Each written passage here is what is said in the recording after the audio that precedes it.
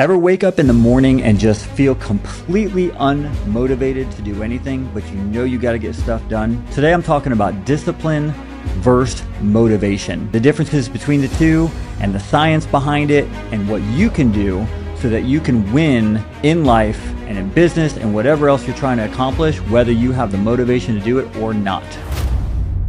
When we look at discipline versus motivation, I like to say that motivation fades, discipline stays. And there's a lot of talk about discipline and a lot of talk about motivation. And let's walk through each one of these. So when we've talked about before the cognitive behavioral therapy, right? It's a cycle of thoughts which lead to feelings, and feelings lead to behaviors, and behaviors reinforce your thoughts. And so when you look at that and you look at the cycle, motivation is a feeling, right? Motivation comes when you're inspired, you listen to something, you watch a movie that's inspiring, you hear a great quote, and it evokes a feeling of being motivated. But the reality is motivation fades very quickly and it's hard to stay in that lane. Zig Ziglar, many decades ago, the motivational speaker used to say, well, motivation does fade. He goes, but so does bathing. And I bathe every single day. And so it's something that you have to rekindle over and over again. But what do you do when you don't feel motivated? How do you keep going? How do you progress? How do you make things happen? How do you take action? Well, real quick, if you're getting some value out of this, hit that subscribe button. Let's get back to it. When you look at the CBT, the cognitive behavioral therapy, and you look at experts in the field of like mindset and performance coaches, a lot will tell you that if you default to action, defaulting to action changes the behavior, because in CBT, you cannot change your feelings until you first either change your behaviors or your thoughts. Your feelings are a byproduct of either your thoughts or your behaviors. So by defaulting to action, you can change your behavior, right? Defaulting to action, and then eventually replace your feelings of not being motivated. So what do you do?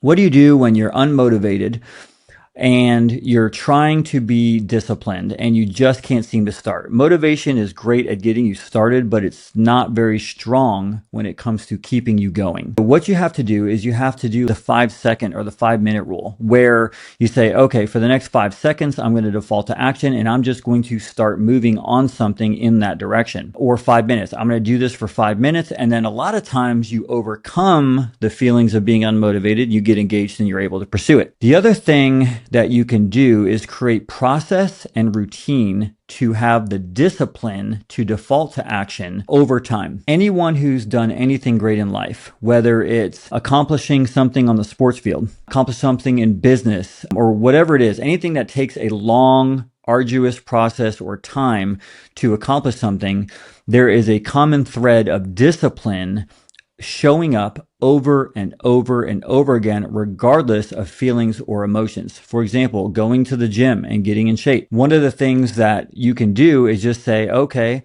at this time, every single day, Monday through Friday, I'm going to the gym. Whether I feel like it or not, I'm just going to go there and I'm just going to start. And some days you will be kicking and screaming and railing and not wanting to go. But if you show up, a lot of times, not every time, but a lot of time, you'll get into the workout and you'll be glad you did it and you'll feel better. Sometimes it'll be hard and you'll have to drag yourself through the whole thing. But the discipline of showing up consistently over time compounds. The results compound. Then what happens? All of a sudden, you start seeing results. You're getting tone, you're getting muscle, you're leaning out, you're getting stronger, you feel better. And then next thing you know, that loop will keep you motivated to keep going. And the discipline gets easier and easier and easier the longer you do it over a longer period of time. Some things, like in business, there's so many things that you have to do that are just, you don't like doing. They're boring. Maybe it's accounting, or maybe you love accounting. I don't know, but there's something in business maybe that you have to do that you don't want to do. If you don't do it, like run payroll, you're going to hear about it. You're going to have problems. And so those types of things require discipline.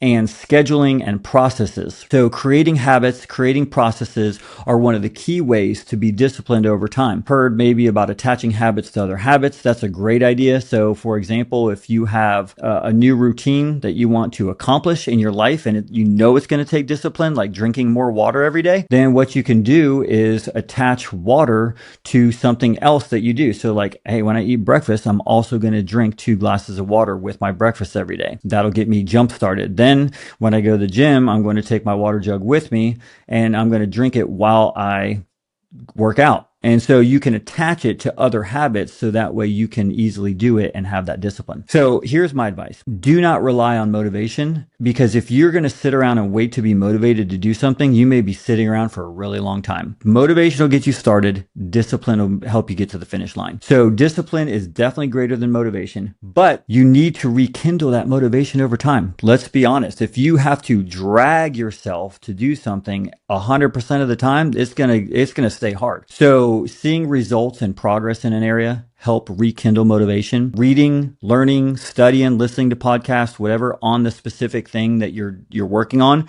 that helps because it's engaging for your brain. So that will help you as well. Discovering your why, like Simon Sinek, he talks about, finding and uncovering why you want to accomplish something. And then revisiting the deeper reason of why you're doing something in the first place can really help spark that motivation to keep you going. And so there's this ebb and this flow of motivation and discipline where motivation goes up and down and up and down and up and down, and discipline remains the constant. If you're consistently showing up for a long period of time and the motivation rekindles over and over again, you will eventually reach your goals, achieve and accomplish what you're trying to accomplish. There is a verse in scripture that I love. It says that, I'm going to paraphrase this, don't grow weary in doing good, because in due time you will reap if you do not give up. That's awesome. And that's just like basic common law, cause and effect, right?